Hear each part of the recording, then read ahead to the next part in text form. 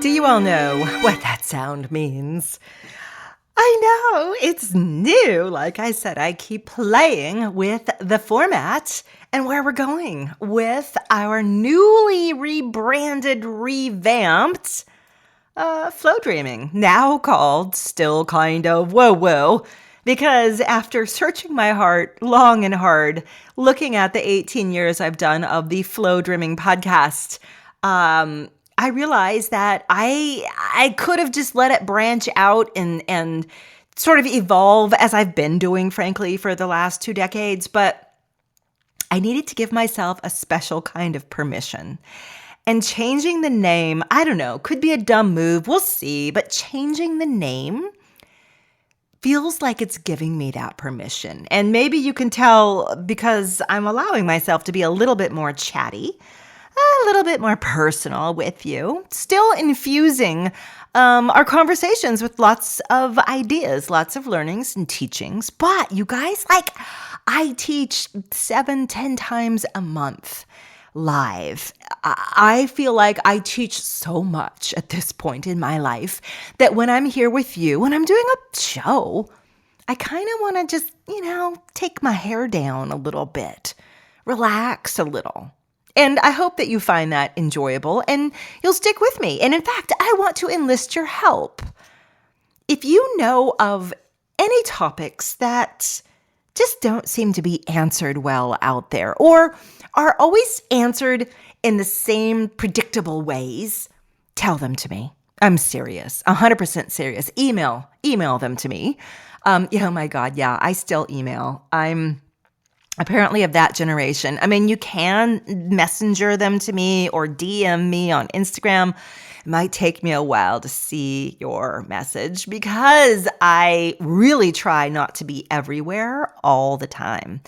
I do try to keep it down to just a couple little channels, but nonetheless, email me, summer@flowdreaming.com. That's the way you're going to see me instantly. And I would love to explore that with you. But back to that funny little sound at the beginning. You know what that means? Okay, well, here's one of the fun things that we're doing. I went through recently all of my archives, like all of them, almost 700, right? Because iTunes has this new thing, Apple, your Apple phone podcast app, where you can subscribe. And I said, you know what? I'm going to take my first 10 seasons and I'm going to make them be for my subscribers. So I made it very stupidly cheap. And I took those 10 years of shows for the very curious. These shows are packed with flow dreams, by the way. But they're also me when I was 30, when I was, 40, a lot younger. Anyway, I'm going through all of these titles and subjects and I'm starting to have a moment where my eyes are like, what? Kind of respecting myself. You talked about all those things? Wow, I'm impressed. I'm like, yeah, I'm impressed too.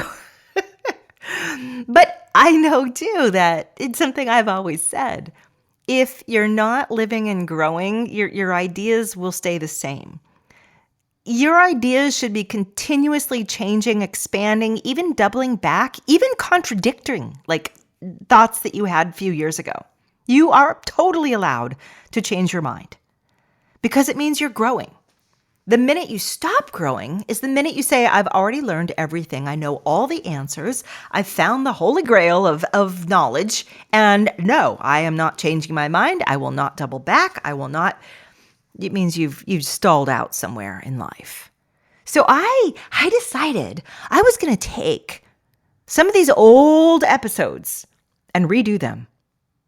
Redo them from today. I'm not listening to them. I don't want to be influenced. I'll let you guys listen. You can compare. I think it'll be interesting. I'm taking a chance here. But I wanted to do this because some of these topics I was looking at and thinking, dang, I want to look at that one again. And that's what brings us to today. Today, we're doing a redux, a new, up-to-date, re-envisioning, reimagining of my original episode 77, Why You Resist Prosperity, originally aired on December 4th, 2006. So yes, my friends, 17 years ago? 16, 17 years ago?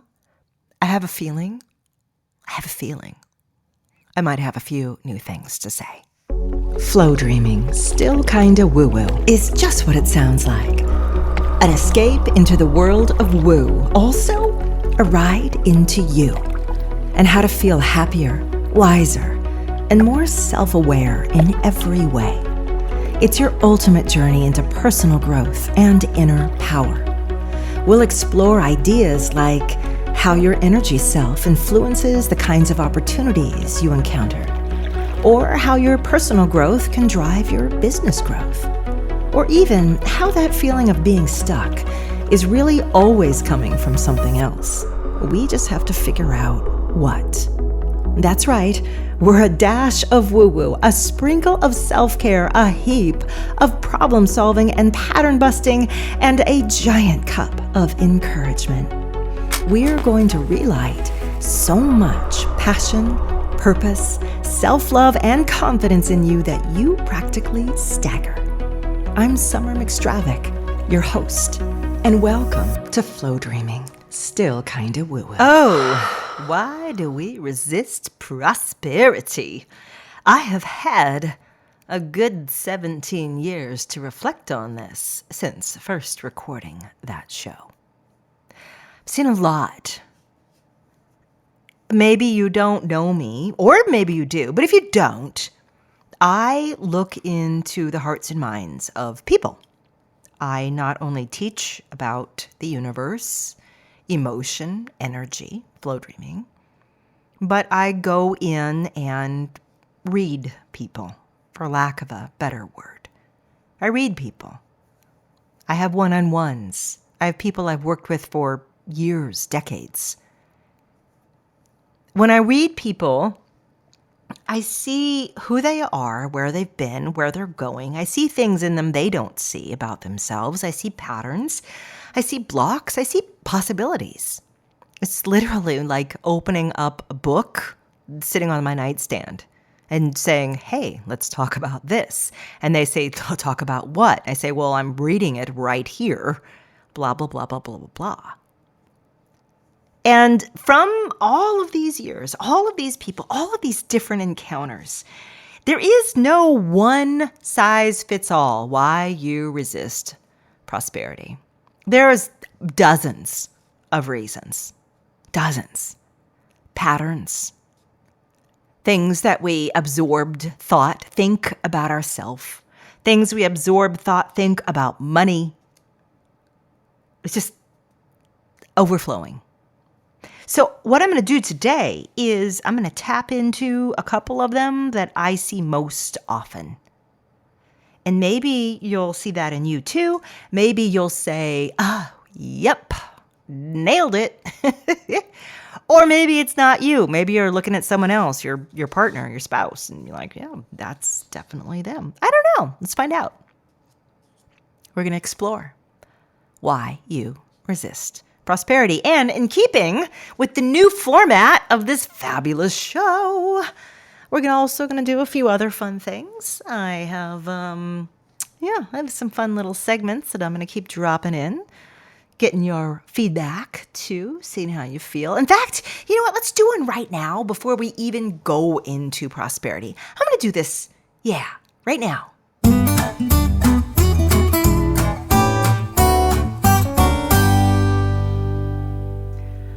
This is where I update you on what's going on in my world.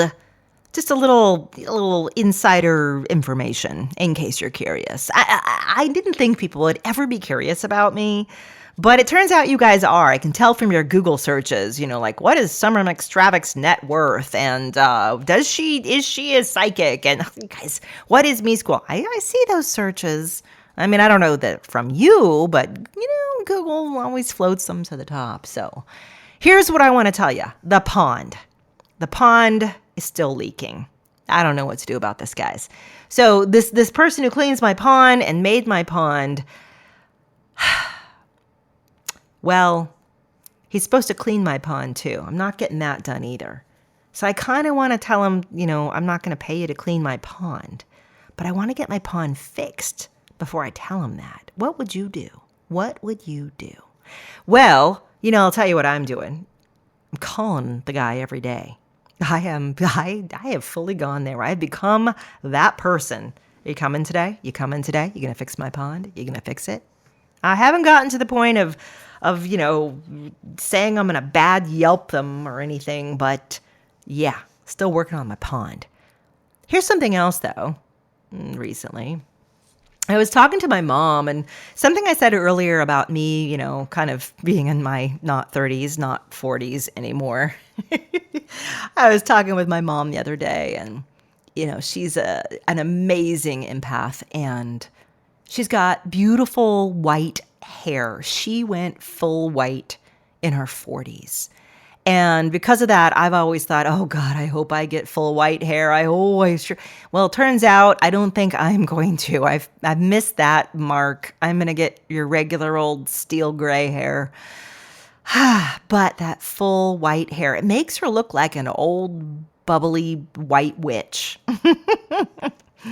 And we were talking about how, she wants to go on YouTube, and she says, we should do it together. And I'm like, yeah, we'll be like the two white witches on YouTube. She says, yeah, we should totally do it. And I said, Mom, I don't like to get all dressed up all the time. It's just so boring. And she says, well, why do you have to get dressed up?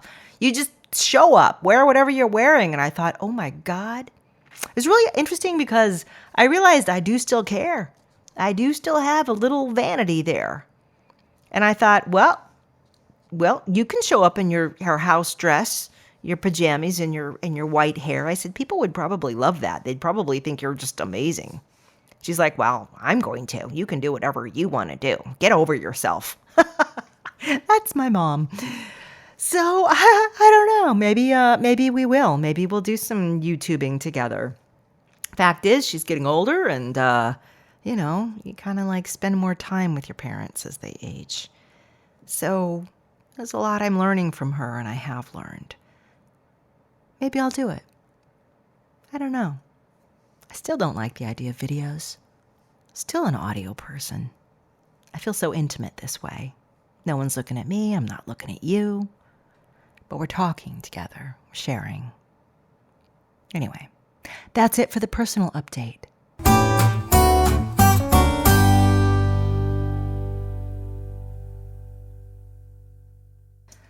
So why do we resist prosperity?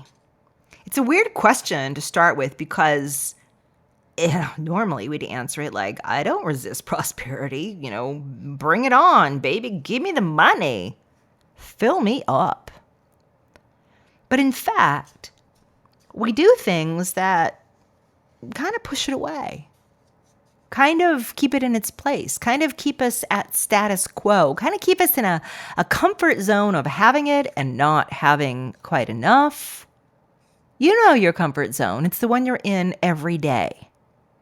You're like, that's not comfortable, Summer. I know, but it's a comfortable discomfort. It's a discomfort that you know well. And you know how to get out of it. I don't think on that a little bit. When I see a client, a student who's working all the time. And they're not getting money, and they're not getting much back from it, not getting much acknowledgement. My question is, are you happy working for the sake of working? Are you happy doing what you're doing? Is that the reward in its own end? I have a good friend. That's his reward. He works with foster kids, left a big booming company that he started. Didn't really think he'd end up working with foster kids, but did. Work is its own reward. Totally get it. But a lot of us, we're not doing that.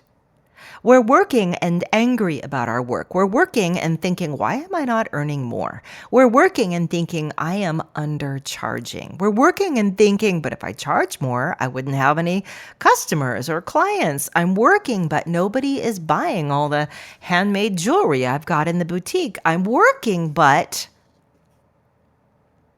And that's where it stops.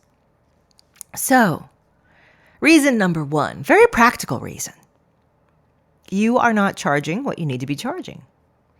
You are not asking for what your worth and value actually is. Back in the day when I worked in corporate America, and we had to do our reviews, part of it was, what did you do this year? And I always thought, well, you're my boss. You should probably know what I did this year. But then another part of me realized they probably don't know what I did this year. Right? You know, I just move things along in their eyes. They've got a lot of people under them. How would they know? So I learned to write down. I brought in 1.2 million in income for this department.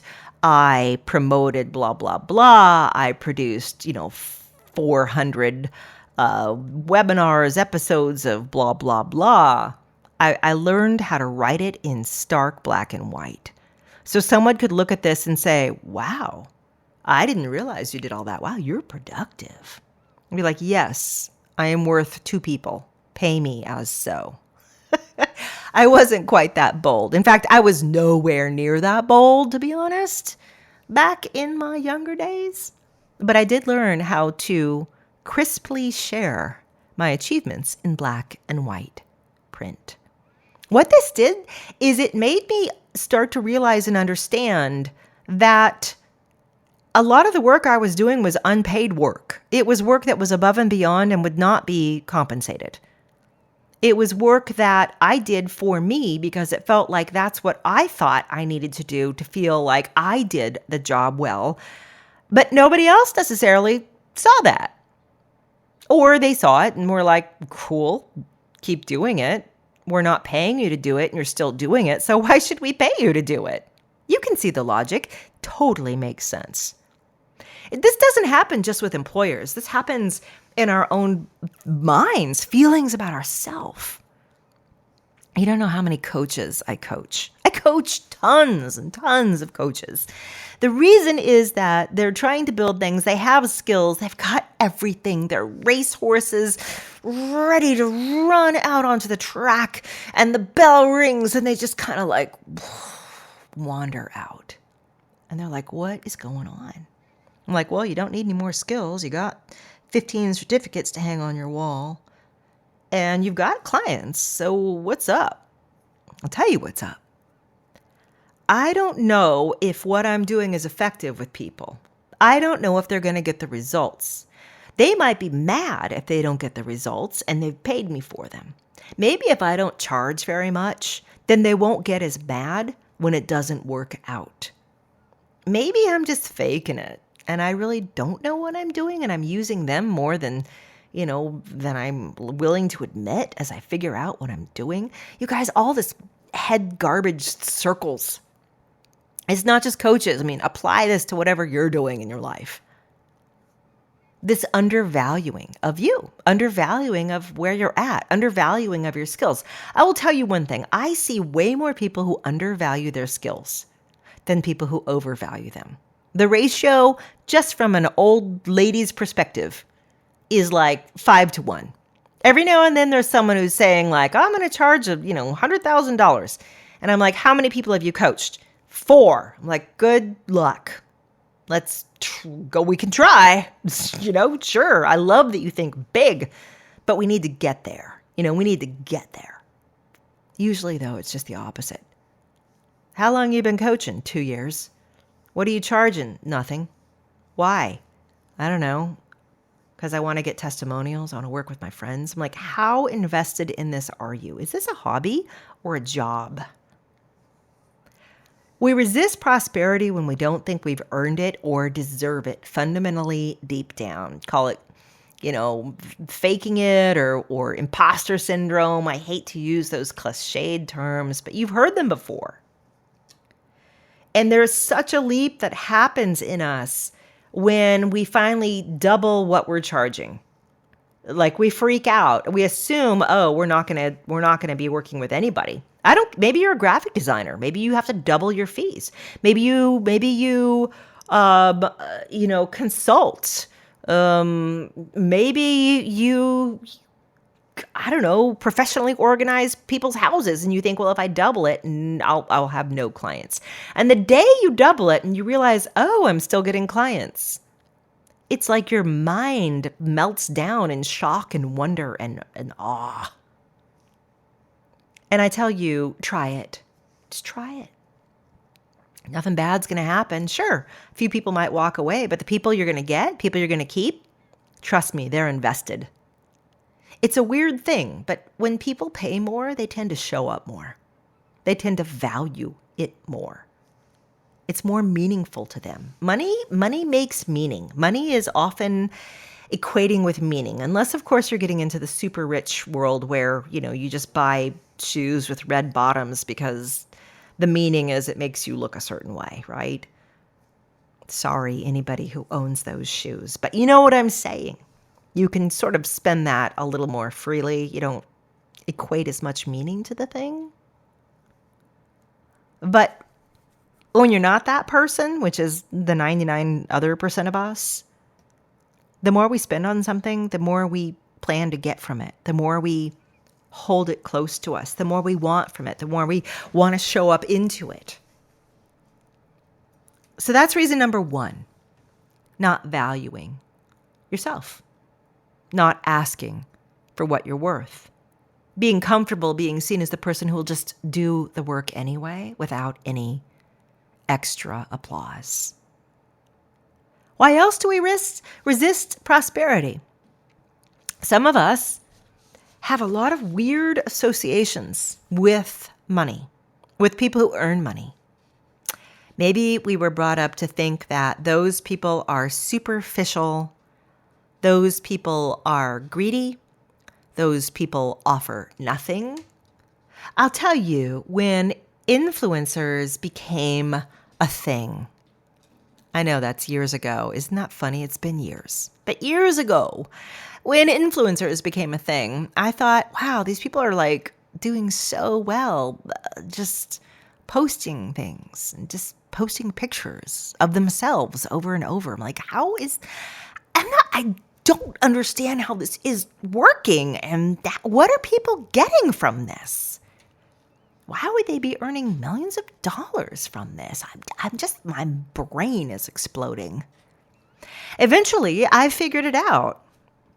An influencer is offering us a vision of who we want to be, who we want to be like, what we want to be doing, what we want to be wearing, how we want to be seemingly feeling about ourselves.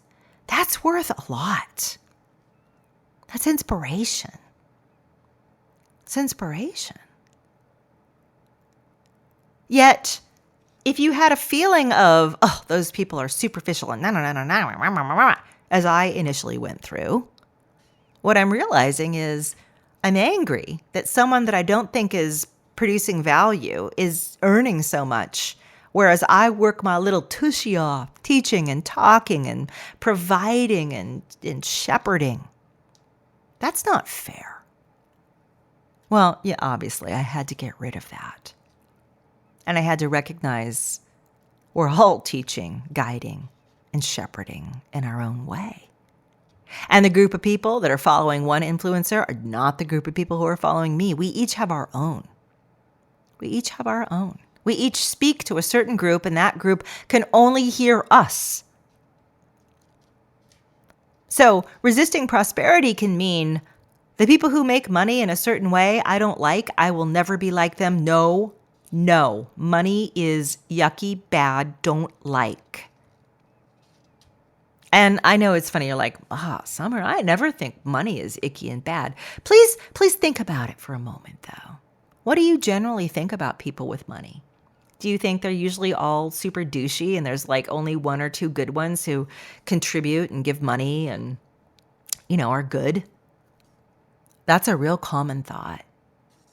Do you think that the people who have money, they're so great, you admire them? They are fabulous actors. They are Beyonce. I mean, they are people who are just so good. Of course, they have money. Taylor Swift. And you think, yeah, I can't have money like that. I'm not as good. I'm not that good. Now, scale it down a little bit. What about people who aren't Taylor Swift or Beyonce? What about people in your neighborhood? And you have all these mixed feelings.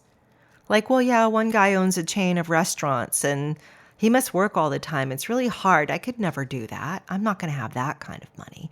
Oh, yeah, and this other person started a worldwide initiative to fight hunger, and I will never have that kind of access and old money, and I'm not from those kind of people. And right, what I'm getting at is we come up with a lot of rationales of why other people have more, deserve more, are good and right in their earning more, but not us.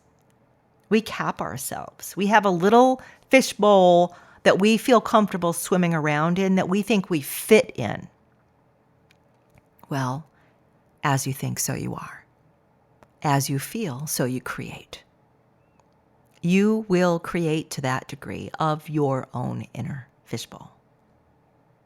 And if you're waiting for someone to come along and bonk you on the head and say, no, you're worth more, that's what you're waiting for. You're not going to be worth more. You're not going to trust that you're worth more until someone does that for you. So you're waiting for them. I don't know if anybody will come along and do that. It's not their job. Do you think it's anybody else's job in the universe right now to come along and fix that for you? You fix that for you. Your job is your life. Their job is their life. And sometimes they will try and bonk you on the head, that best friend who's always telling you what to do and you won't listen anymore. We just don't listen.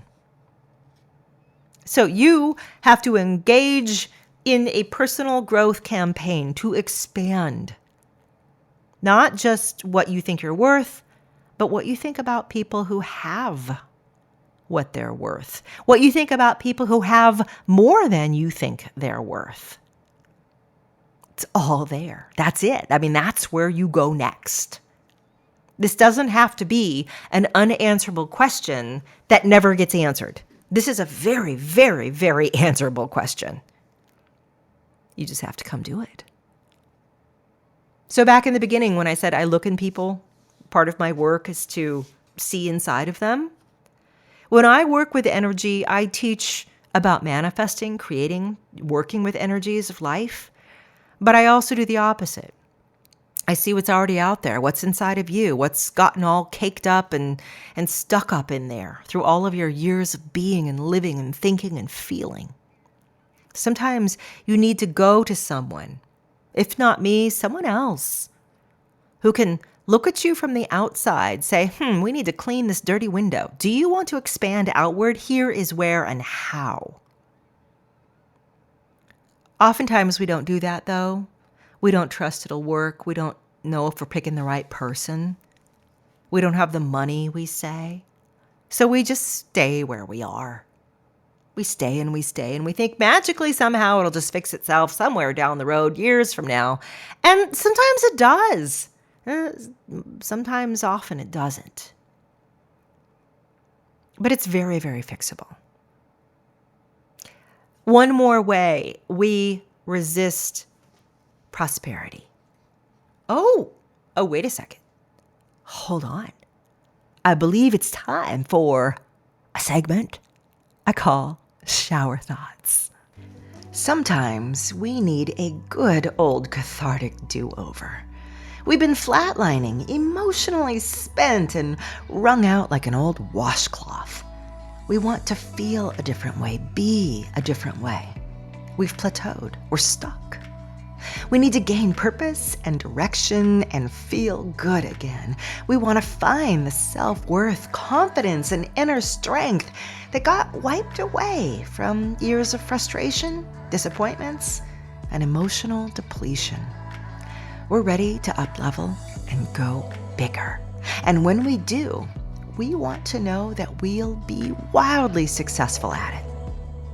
This is what's kept me busy these last couple of years. I wrote a book all about how to reinvent yourself, up-level, and find your path again.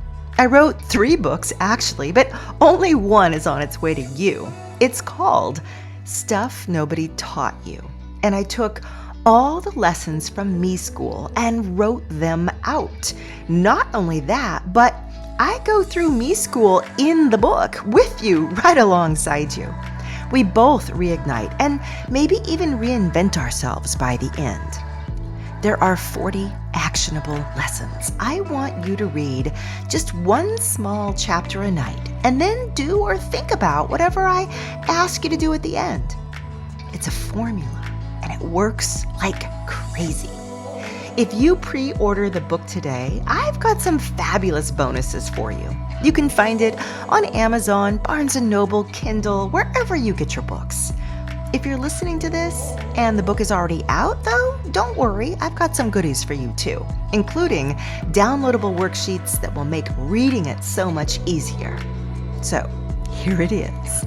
Stuff Nobody Taught You. I sure hope you love it.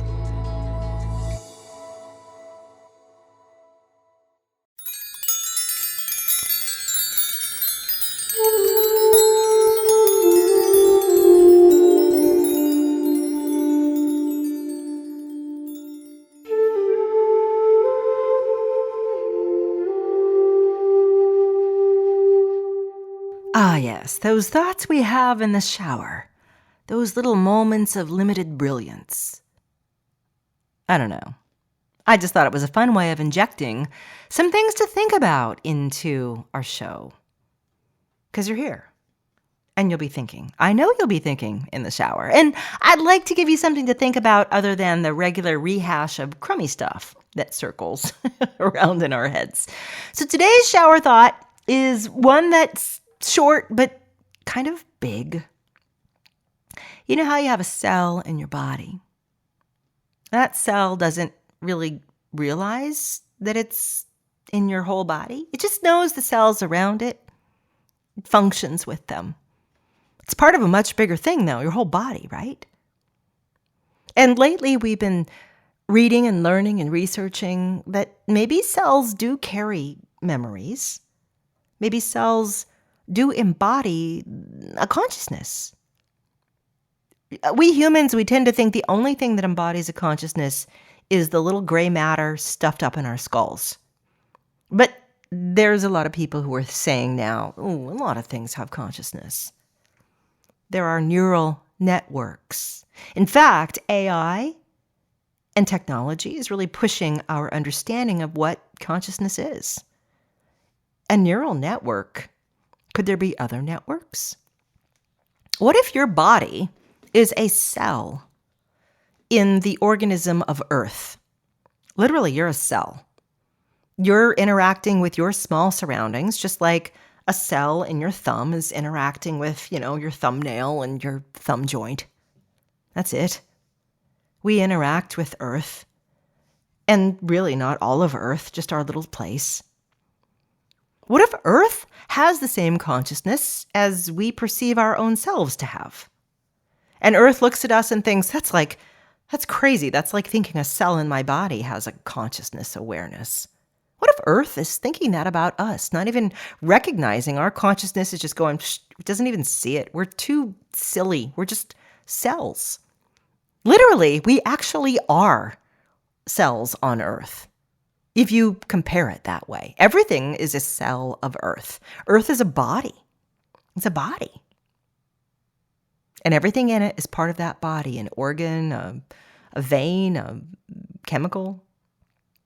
Call it what you will.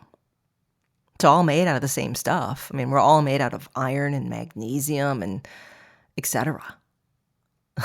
We're not made out of different materials. We're all made, our cells and Earth, all made of the same exact materials. Okay, see where we're getting shower thoughty here? Now, what if this Earth is a cell in our universe? What if Earth is like, yeah, I occupy this little Milky Way and this little tiny solar system way out. I'm like the pinky toe of the whole universe because, frankly, if you guys have ever looked at our placement in space, Earth is considered the backwaters, where we are not front and central to where all the action is happening. We are way out. So our Earth is a cell in a way out little part of the universe's body. And maybe the Earth isn't thinking the universe has a consciousness. Maybe the Earth is thinking, well, I'm the only one that has a consciousness. Just like we think as humans, we're the only ones. You see what I'm saying? We all think we're the only ones. But the universe, does it go bigger than that? I mean, really, where does it end? Is the universe a cell in other universes? Where does it end? Where does it end? And further, can you see how everything is just a smaller copy of the bigger thing? The universe isn't made of different elements than we're made of. There may be more that we haven't explored yet, but it's got the same stuff out there. There's hydrogen, there's helium, there's all out there. Where does it end? What is all consciousness? Could all consciousness envelop all of these things? Could all of these things, from the cell in your thumb to you, to the earth, to the solar system, to the universe, could they all be cells? Could they all be conscious? Could they all be conscious together, layers upon layers? What would that mean? How does God or Source fit into that? I'll leave it to you to think about. Now, let's return.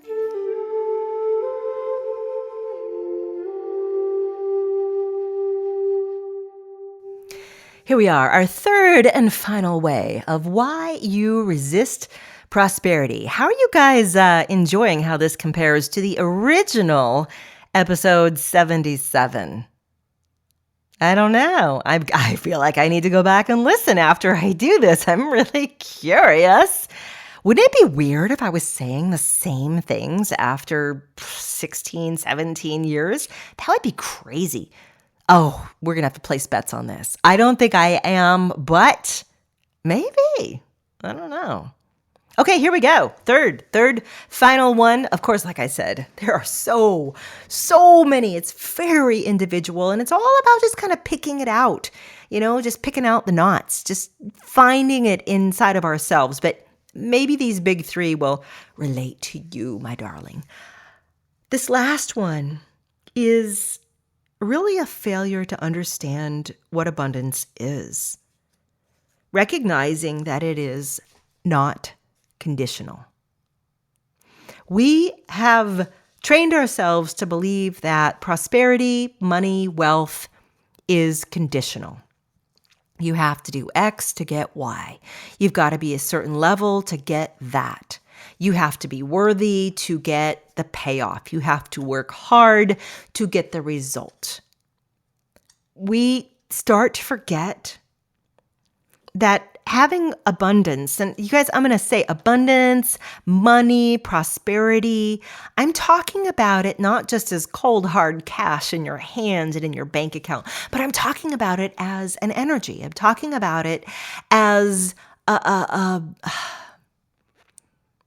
as something that we claim and we own and we love and we enjoy and we embrace and we respect and we honor.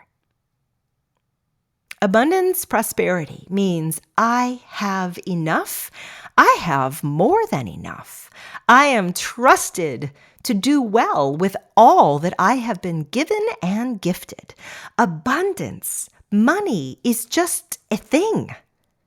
It's not a good thing. It's not a bad thing.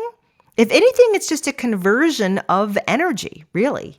You know how, when you light a match, you're converting one form of energy into another. You're converting heat, converting atomic energy into heat, right? It's just a conversion. Nuclear energy is created out of a conversion of one form of energy to another. Kinetic movement is a conversion of one form of energy to another. Money is a form of one energy turned into another. And what is that energy? Well, at some point, it used to be based on work, output. Now money can make money.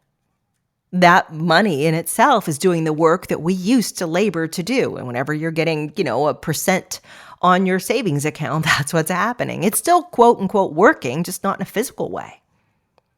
Money is just a conversion of time, of value. It's a made up thing that we say this stands for this. X stands for Y in this equation. They are equal.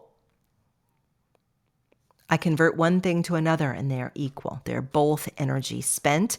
No matter what form it takes, it's this amount. And sometimes we raise it and sometimes we lower it. We do have that wonderful ability to do with wealth. It can gain or lose value, unlike, say, kinetic energy or thermal energy.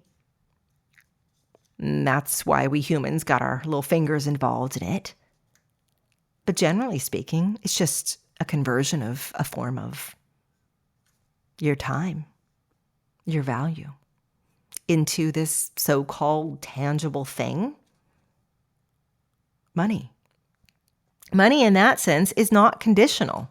What's it conditional on? Do you think money is just sitting there waiting for you to prove that you're worth it? Is money sitting there saying, no, you can't have more of me until you do X, Y, and Z? No, money's not doing that. Money doesn't care. Doesn't give a good gosh darn. Money is just saying, well, I'm here. Do you want to claim me? And you say, well, Summer, there's not enough. You're making it sound like there's plenty of money. Everybody should have money. You know what? Honestly, I do feel that if our world really got it together, everybody could have money. If our world got it together, we could solve climate change tomorrow. I don't think that was impressed on me ever before until the COVID lockdown.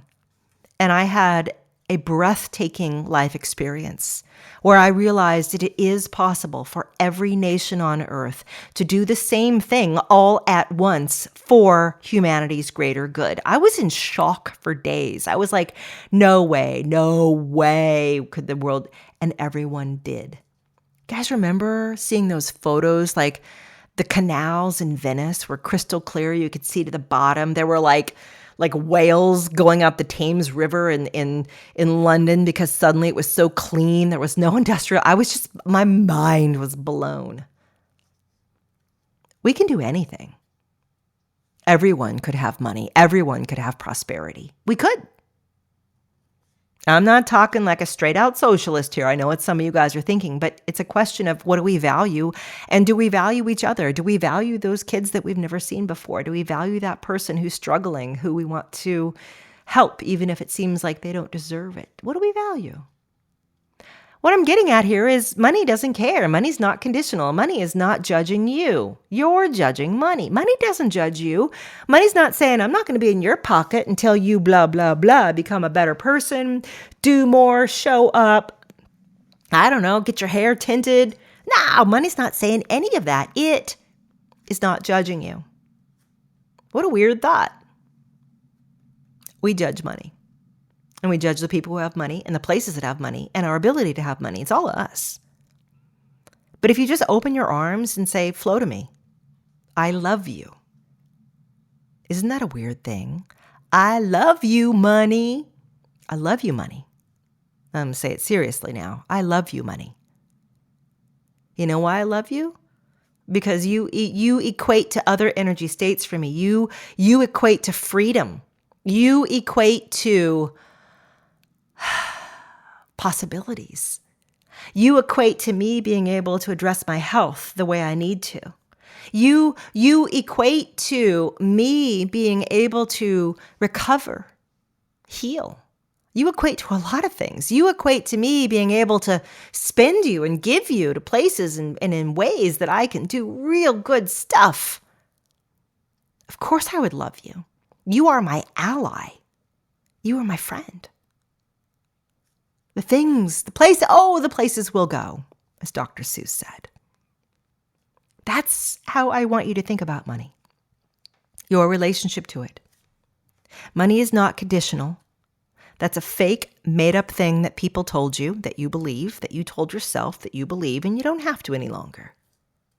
What if you totally divorced money from your own perceived inner value?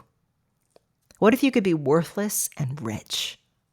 And not even mad at yourself for being worthless and rich. I mean worthless in the best possible way. You're always worthy.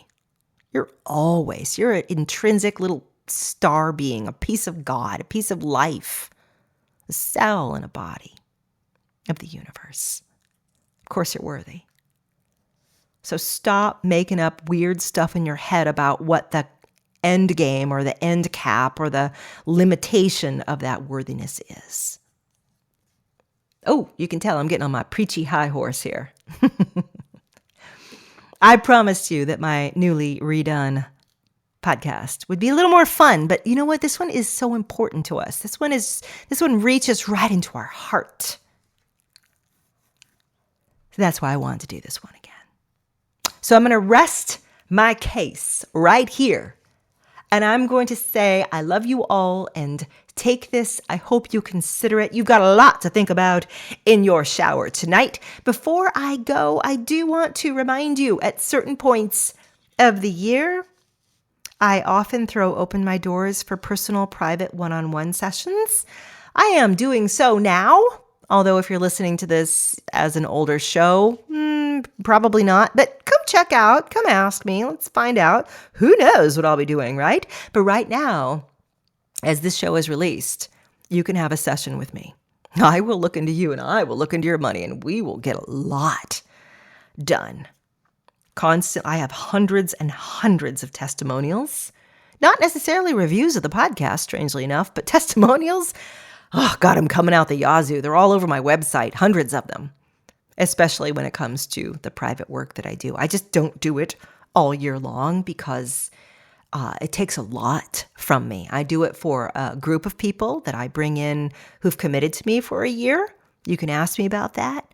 But if you just want to just see where you're at, come reach out. Best way is to get on my mailing list. I'm an old school emailer. I know you may not be. I'm trying to dip my toes into the new worlds of social media, which I realize are already like 20 years old, but still. I love to email. I love words, long form words. So reach out to me and we'll see what we can do. All right, my loves. I hope you enjoyed this. Again, a redux, one of my old episodes, recast as, this newer me. I'll be doing these from time to time in our show. So come back, join me next week, of course, for more of Flowdreaming. Still kind of woo-woo. Lots of love. So this show is in its 19th season. 19 years, folks, which means if you want to see Baby Summer and all that she was obsessed about, you can. I just put 10 seasons of archives up into Apple Podcasts. And at the moment, there's a 7-day free trial. This means you can binge to your heart's delight. You'll hear hundreds of flow dreams, all kinds of specialized manifesting topics, so much. All you do is go to Apple Podcasts on your iPhone or get the Apple Podcasts app on any phone, or even just Google the search words Apple Podcast Flowdreaming. Anyway, it was a big endeavor, but I'm so happy to re-release so many hundreds of episodes for you. Check it out.